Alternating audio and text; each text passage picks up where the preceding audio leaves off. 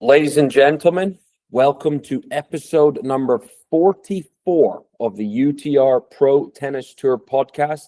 My name is James Mackay. I'm the Director of Player and Collegiate Development at UTR Sports. As you know, the UTR Pro Tennis Tour is the go-to tour for rising tennis professionals across the world. Next on the show, I have the head men's tennis coach at the University of Georgia, Jamie Hunt. Welcome on. Thanks for having me, James. I'm fired up to do this. Absolutely. Jamie, well, let's start off. You are 2-0 in the league in the Southeastern Conference. Tell us a little bit about opening weekend and how things went for you. Yeah, exciting opening weekend for us. We had LSU on Saturday. We had a great afternoon, great atmosphere, great crowd showed up. And our guys were excited to really show, the rest of the SEC and the nation kind of who we are as a team. We haven't had, a ton of really big opportunities so far this season. So we were eager for it. And, we played really well. Like I said, we had a great atmosphere. The fans were really into it, made it tough on the Tigers. And, our pit at 4, 5, and 6 was absolutely just on fire. So that made life easy for us. And it was good to see us kind of follow that up with another good win on Monday against a really, really tough Florida team that competed really well. I was impressed with the way they competed, but we battled. We had a lot of big moments that went our way, and I was impressed with our kind of poise and composure in those big moments. So it was good to see us come through in those moments. I feel like we're getting better. We're coming together, and but the challenges only grow from here. You mentioned the crowd in Athens. I have a question. Why is it that for some reason the biggest and toughest crowds are in Athens, Georgia? Why is that? It's a good question. Tennis is a big deal in Athens and at Georgia. We've got a long history of hosting the NCAAs, going back all the way to the 80s, 70s and 80s. So tennis has always been a big deal here. It's always been a part of the community. And I think that's just kind of year after year, the fans and the community pick up on that. And I think they pride themselves in really providing a tough atmosphere for visiting teams and really supporting their home team. So, we're blessed to have them behind us. It is, if you've never been to Athens for a dual match, you need to go. Find a match, men's or women's tennis for Georgia. Pick a good one and just drive across the Great Smoky Mountains and just go watch. It is rowdy, it is loud, and is exactly what college tennis is about. Jamie, you were a player at the University of Georgia. I believe you won a national championship alongside some absolute weapons, which I'll let you share. You were the assistant coach at Georgia, where you won multiple championships, and now you are the head coach at Georgia in the pursuit of championships. Talk us a little bit about that ride as a student athlete, assistant, and now going into leading the program as the head coach. Well, you're selling me a little short. We actually won 2 national championships back to back in 07 and 08 as a player, which were, listen, I had the most incredible start to my college career, coming in with John Isner leading the way, and us going 32-0, having NCAAs in Athens at home. I mean, it was really kind of a dream ride that freshman year. I mean, I didn't know any different. I'm a young, immature 18-year-old that, was chest bumping Nate Schnug at, 2-all in the first set. We were just young and crazy and along for the ride. And it was quite the ride that freshman year. And then we followed it up in 2008, winning in Tulsa, which a lot of people at that time kind of wrote us off. John Isner had graduated. Matiko Merzel, our MVP at 4, had graduated. And so I think a lot of people thought, Georgia's not going to be as good in 08, but we were excited to prove people wrong. And, during the course of the year, we had a few injuries. And so everybody kind of moved up in the lineup and got tough matches. And then we got healthy at the right time, and we had tremendous belief and managed to take out an undefeated Virginia team in the semis. And, and then we just had a lot of belief and a lot of just confidence that we were like, this was destiny. It was our time, and beat a good Texas team in the finals. So, tremendous start to my career, and just loved my time at Georgia. I mean, it was just an incredible 4 years, building great relationships with my teammates, and loved Manny and Will. I mean, just they had such a huge impact on me, not only as a player, but as a person. Just to grow from an 18-year-old boy to a 22-year-old man who really grew a lot was really a time of growth for me. I met my wife at Georgia, and so it was just an incredible ride. And the impact, I mentioned the impact that they made on me, that really kind of encouraged me, and kind of in my mind thought, hey, this is something that I may want to do. I love college tennis, and to have the opportunity to make an impact on 18 and 22-year-olds and really help them kind of grow and help them achieve their goals. I thought that would be just incredible. So I decided I wanted to give it a shot and try and get in. I got my name out there, and had an opportunity right out of the gate at Vandy, and had a tremendous 7 years there. Loved it. Loved working for Ian. Had some really two of the greatest years in program history there. And but when I had the opportunity to come back to Georgia, it was a no-brainer. I said, I'll see you in 5 hours. So it was a no-brainer, and really just the opportunity to lead this program, which I love so much, is a dream come true. It's a responsibility that that I take very seriously, and it's really a privilege of a lifetime. You just mentioned that the impact you have on an 18 to 22-year-old's life, and that's something that I hope all coaches listen to, is the power and the influence that you have on a young kid's life is absolutely huge. Yes, you want to win tennis matches, and you will, but truly remember that period of their life is so crucial in whichever direction they choose to go. So I appreciate you bringing that up. No, it's really, really important. And that's something that, we talk a lot about, is just how to grow, and, how to be, one day a great husband and a great father to kids if they want to have kids. And I take that on as a huge responsibility. Obviously, we're not trying to replace their mom or dad, but really just help these kids grow, and and go on and be a great husband and a great dad one day. Let's stay on that topic just here briefly. Who are you as a coach? What do you believe in? What do you preach on a daily basis to your team? Yeah, I'm a very positive person, by nature. I just, I try and see the bright side on everything, and try and have the right perspective. And so to my players, what I preach is, if you come in and you do the right things, you work hard every day, and you invest in what you're supposed to do, and you're a great teammate, and you're conscientious, and you get in the training room before, and you put in extra work, and you watch your video, success is going to find you at some point. You don't know if that's, tomorrow, or, a month from now, or 2 years from now, but continue to put the right habits in place, do the right things, and you're going to be successful. And, I hold these guys accountable, but I always try and do it in a really positive way. I'm not a yeller. I don't scream. I'll passionately hold them, to the standard that we set. But I always do it in a really positive way, and I love on my guys. And I think it's a journey that we all do together. And I want, I mentioned the incredible experience that I had here, and I want to provide that for my players too. I want them to have a ton of fun, and understand, if you want to achieve great things, there's steps along the way that you got to do that, and sacrifices to make. But, we want to have a lot of fun along the way. You have built a new team this year, right? You have new guys transfers, freshmen, and you are combining them together, right? How has that experience been for you? What have you learned about your team this year, and what do you hope to achieve? Yeah, it is a new team, and I love this team. I love the personalities we have. I love the characters we have.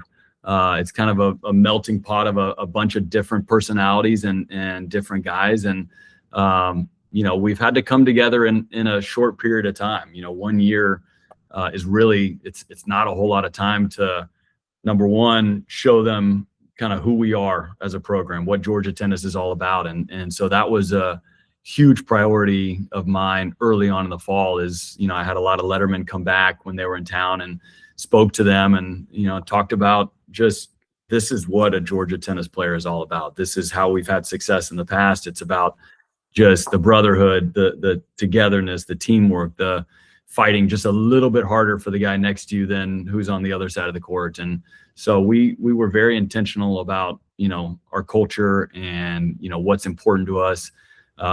We've tried to spend a lot of time together off the court with team bonding activities, because, I think, as you know better than anybody, if you don't have a team that truly loves each other and will fight for each other, you could have a really talented team that's not gonna do much. So, I love these guys. They're doing everything we're asking of them and more. And it's an exciting group. So, we're not focused on results, so to speak. We just want to continue investing in each other and investing in what we do each and every day, and just trusting that the results are going to come to us. You brought up your experience and how you want your team now to feel that. I'm just curious, thinking back to when Manny coached you and when you were working with Manny. But I'll tell you how I felt just briefly as an opposing coach at Tennessee. Was I always felt like, and I don't know if you're able to share any secrets or not, but I always felt like the University of Georgia, especially at home, would play very loose under pressure. And obviously they have a great crowd and people are behind them, but I always felt like the opposing team at Georgia played free and went for their shots, really under the biggest moments. Is there anything you can share about what Manny preached in those situations when playing at home?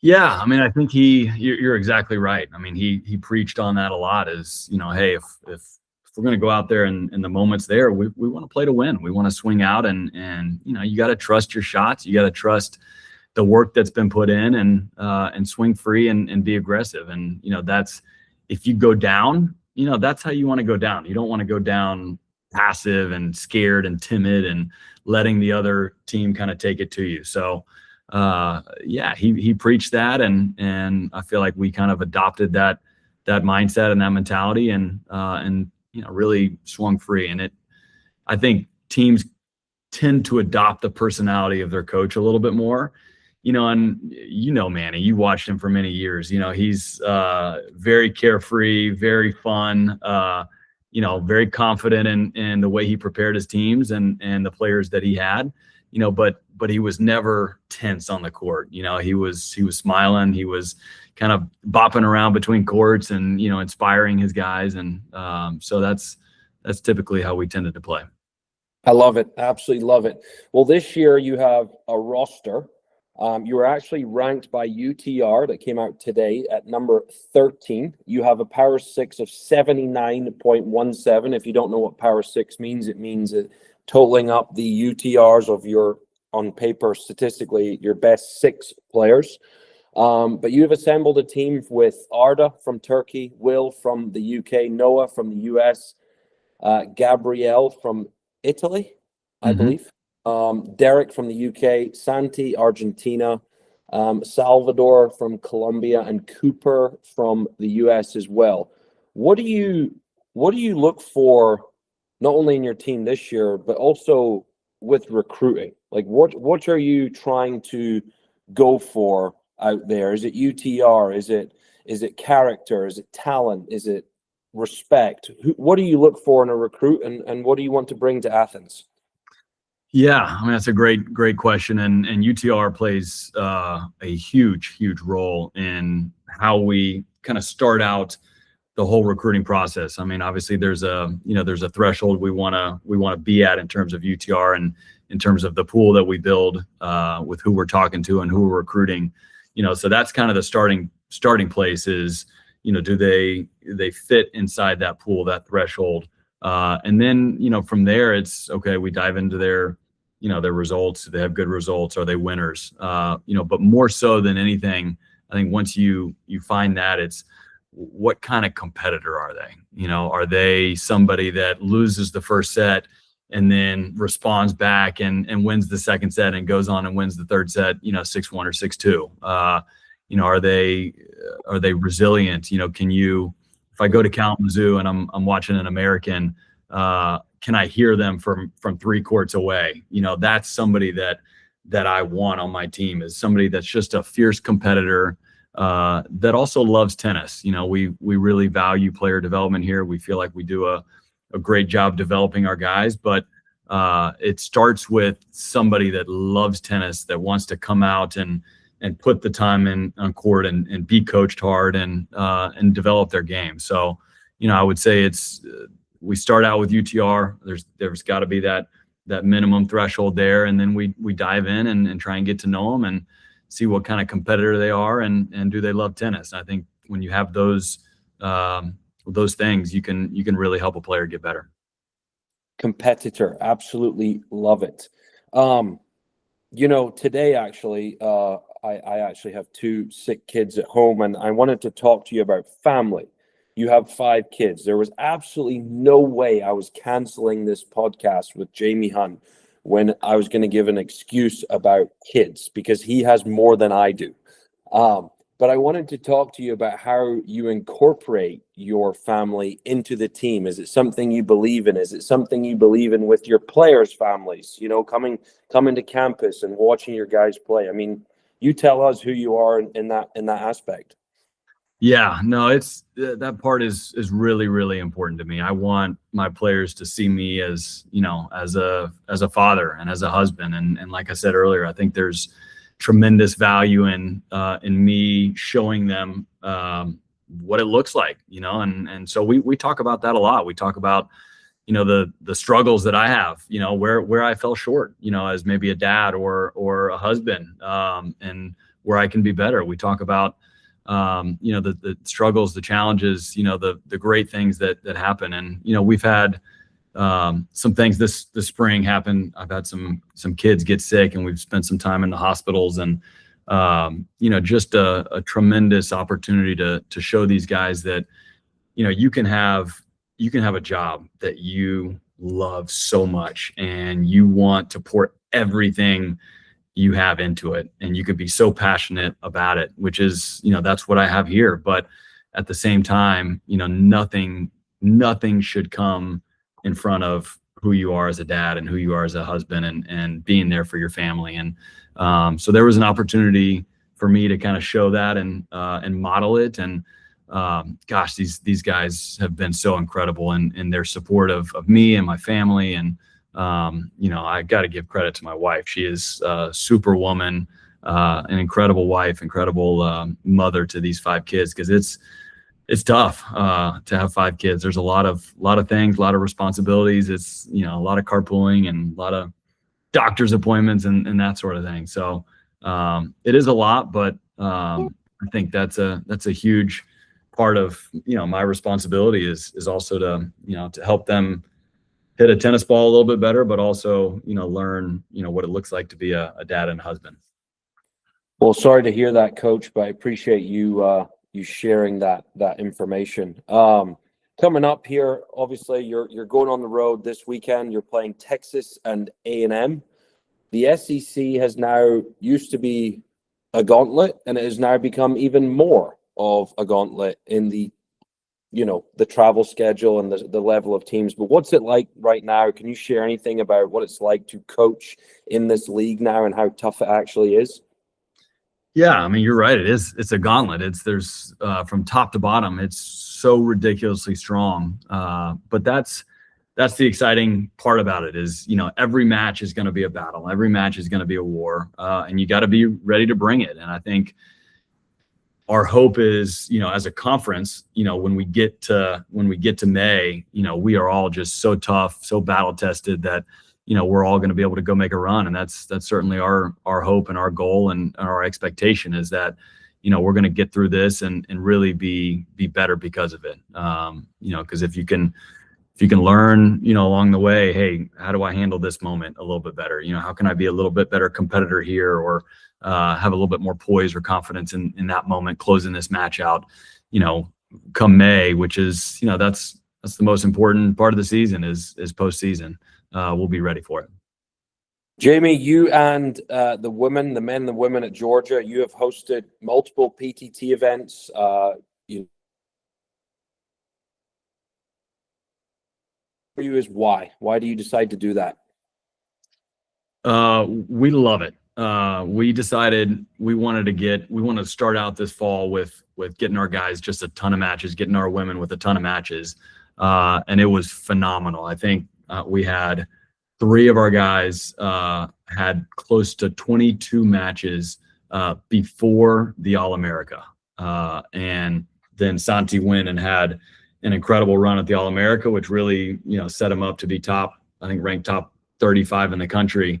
And as coaches, we really value matches. You can do a lot on the practice court and get a lot better there. But, if you're not playing matches, if you're not competing and trying to incorporate those things into matches, it's tough to get better. So we value matches. And that's one of the things we love with the PTTs is you get a ton of matches against really quality opponents. And, we really felt like that set us up for success, not only to have a good fall, but to kind of springboard off of the good fall to have a good spring as well. So the matches were tough.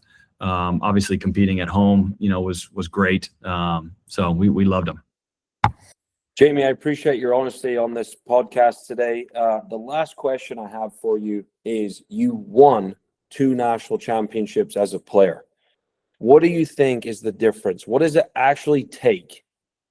And obviously you need good players, right? And you need, guys that can do this, but what does it actually take to cross the line and win it all? Yeah. I mean, Manny used to have a John Wooden quote right up here that said, everything starts and ends with great players. And so I think having great players is kind of the starting point, and then I think when you add in team culture, when you add in the togetherness, the fighting spirit, and then you add in playing loose and playing free and playing aggressive, I think that's, those are kind of the starting points there to at least get you competitive. And then, there's a lot of other things that go into it. I mean, you got to stay healthy, there's a little bit of luck that comes in play. I think it's not always the best team that wins. It's the team that, maybe believes a little bit more, fights a little bit harder, or maybe, has a little bit of luck in those moments. So it's a lot of things that have to come together at the right time. And I think that's what every coach is working for and trying to do. Well, whether you like him or not, the UConn women's basketball coach said at one point, and I think he was exactly right, is he said, good players just don't get tired. They just don't get tired. They just know how to do it at the right moments. But anyway, Jamie, I really appreciate your time. Good luck this weekend against Texas and A&M, and we will be following your success this spring. So from everyone at UTR, thank you and good luck. Thanks so much. Go Dogs. See you. Thanks, man.